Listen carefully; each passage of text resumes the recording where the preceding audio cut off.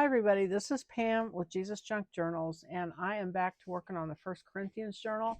I've just got some things I'm going to cut out right now. I'm going to cut these cards out and these, and they go back to back, just glue together. Or if you want to, you can do them separate and have 8 cards this way, and then you can decorate the backs however you want.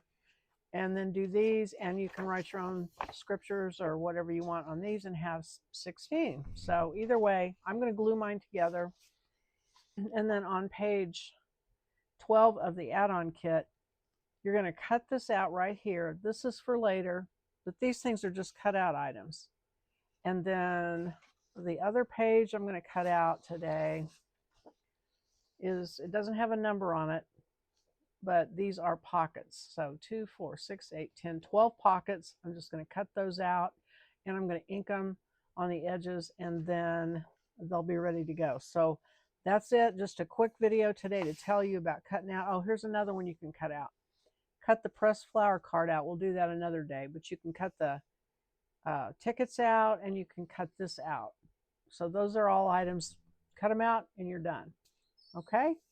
So on we go. Thanks for watching, and I will see you on the next video. Bye-bye.